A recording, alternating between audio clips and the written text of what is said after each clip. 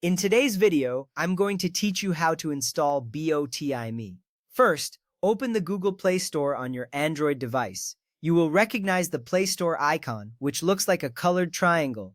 This is the official app marketplace for Android, where you can find a vast range of applications. By accessing the Play Store, you are ensuring that you are downloading a safe and verified version of BOTIME. This helps keep your device secure from untrusted sources. Once you have opened the Play Store, you are ready to move to the next step.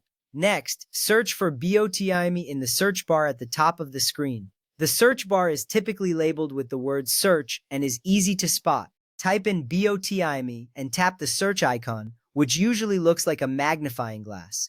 This action allows the Play Store to locate the specific app you want to install. Searching directly in the Play Store ensures you find the most current and reliable version of the app. After you have initiated the search, you will see a list of results related to your query. From the search results, select BOTIME by Algento DMCC. You will see a list of applications, and BOTIME should be prominently displayed. Make sure you choose the correct one, as there may be other similar apps. Selecting the right app is crucial because it ensures you are downloading the legitimate version that includes all the features and security measures. Once you have tapped on BOTIME, the apps page will open, showing you more details about it. Now tap the Install button on the app page.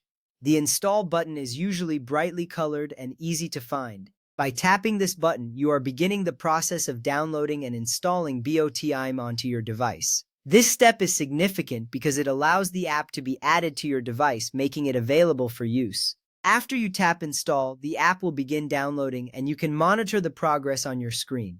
Wait for the installation to finish. During this time, you may see a progress bar indicating how much of the app has been downloaded. It's important to be patient, as larger apps may take a bit longer to install. This step is vital because it ensures that the app is fully installed before you try to open it.